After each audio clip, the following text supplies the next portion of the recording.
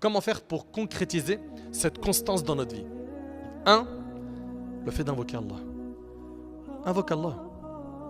Demande à Allah Ta'ala de faire de toi quelqu'un de constant.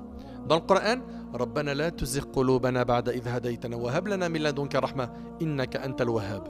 Seigneur, ne fais pas dévier nos cœurs après nous avoir guidés et accorde-nous une miséricorde venant de toi car tu es celui qui accorde tout. Le prophète alayhi salatu wassalam, il disait quoi? Allahumma inni as'aluka al-thabat fil amr wal azimata ala al-rushd. Il disait oh Allah, je te demande l'affermissement dans toute chose et la ferme intention vers la droiture. Et le prophète sallallahu alayhi wa sallam, il disait ya muqallib al-qulub thabbit qalbi ala dinik. Ô toi qui fais tourner les cœurs, affermis mon cœur sur ta religion. Et deuxième solution pour être constant, c'est de ne pas te surcharger dans les bonnes actions. Vous savez, il y a plein de gens, ils se repentent et ils pensent qu'en faisant énormément d'un coup, c'est la solution pour rattraper le passé. Le problème, c'est quoi? C'est qu'il va se surcharger son âme jusqu'à ce qu'il n'en peut plus, il craque, il s'en lasse avec le temps parce qu'il n'arrive pas à assumer ce rythme et il lâche tout. Donc c'est quoi la solution? Fais un peu qui dure, c'est mieux que faire beaucoup qui s'interrompt. Un peu qui dure, c'est mieux que beaucoup qui s'interrompt. Le prophète il a dit ne vous surchargez point ainsi. Et c'est un hadith rapporté par Bukhari et Muslim selon Aïcha. Donc se surcharger dans les adorations, qu'est-ce que ça peut faire? Ça peut faire en sorte qu'un jour tu t'en lasses, tu craques, tu lâches tout. Et concrètement, mon frère Nader, tu nous dis de faire un peu qui dure. C'est quoi le minimum? En fait, le minimum pour un musulman qui chemine vers Allah subhanahu wa ta'ala, c'est de souder les actes obligatoires. Parce que la chose qu'Allah tabaraka ta'ala aime le plus, c'est les actes obligatoires. C'est-à-dire quoi? Mes 5 prières, le jeûne de Ramadan, le hajj, le jeûne, zakat. Soude l'obligatoire. Tu as soudé l'obligatoire, maintenant, il faut que tu aies un kit minimum d'œuvres surrogatoires que tu fais chaque jour. Tu as soudé l'obligatoire? Ce qu'il te faut maintenant, c'est de respecter un programme minimum d'œuvres surrogatoires. C'est-à-dire quoi? Dans le mois, essaye au minimum de jeûner minimum 3 jours par mois. Si tu arrives à jeûner le lundi et jeudi, c'est très bien. Si tu n'arrives pas, au moins 3 jours par mois. Dans le mois, minimum, tu fais une aumône, selon tes capacités. Également, chaque jour, minimum, tu lis une page du Coran. Et franchement, tu dors sans avoir lu le Coran. Ça te fait rien? Tu culpabilises pas? T'as regardé toutes les stories des gens qui appellent au haram.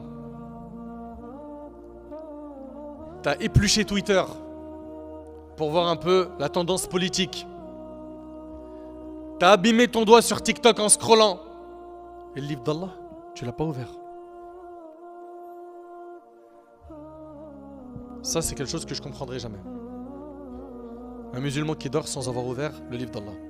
Franchement, aïb, la honte. C'est la honte. Donc le minimum, c'est une page. Et ça, c'est le minimum, j'ai dit, que tu lis. Dans l'apprentissage également, un minimum. Dans l'apprentissage du Coran, de la sunna, du ilm, de la science. Également, dans les sunnas que je vais prier chaque jour.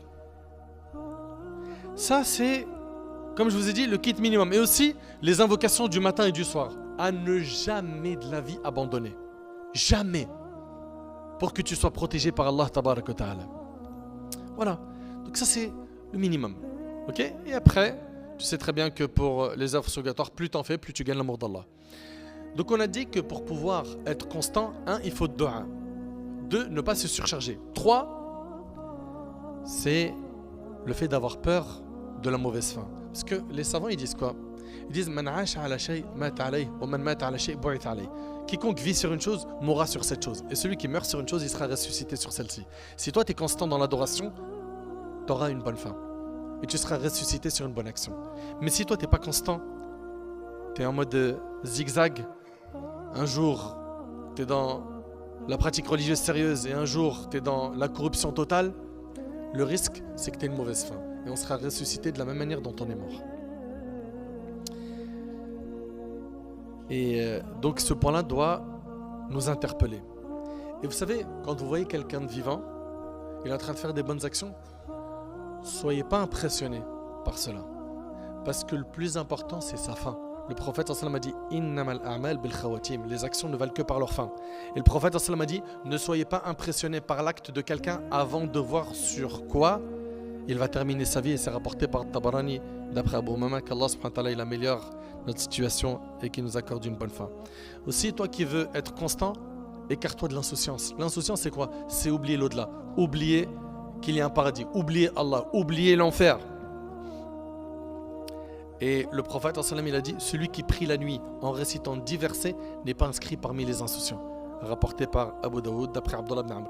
Et dans le hadith d'Abi Jald al-Damri, le prophète a dit celui qui délaisse la prière du vendredi par négligence 3 fois de suite, Allah mettra un sceau sur son cœur, rapporté par Abu Daoud et d'autres. Tous ces textes appellent à la constance et à l'effort qui ne s'interrompt pas. Pour finir, 2 points qu'il nous faut pour continuer à être constant dans nos bonnes actions. Le fait d'avoir une bonne fréquentation. Fréquenter des gens qui sont constants. Ça va déteindre, bidnillah tabarak wa ta'ala, sur toi. Allah ta'ala a dit au prophète le meilleur des hommes wasbir nafsaka ma'a alladhina yad'una rabbahum bil ghadati wal 'ashi yuriduna wajha al-aya.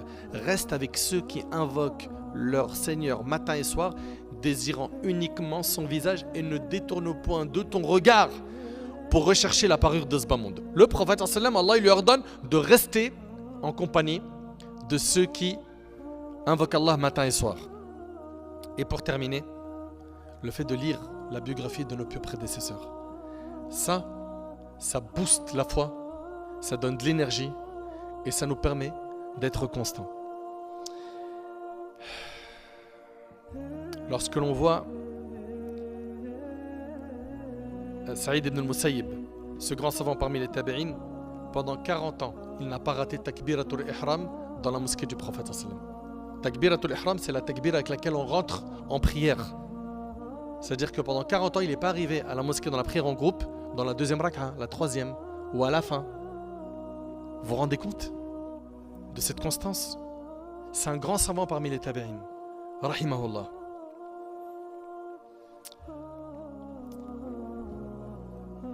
Les histoires sont très très nombreuses.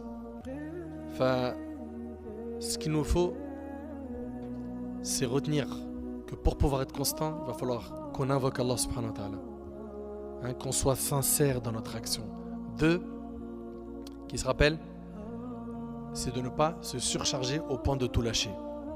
3, rappelle-toi que le fait de s'écarter de la constance peut faire que tu aies une mauvaise fin.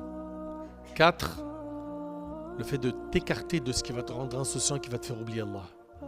Que ce soit des personnes physiques ou bien virtuelles, ou bien n'importe quoi qui va te faire oublier Allah, il faut que tu t'en écartes.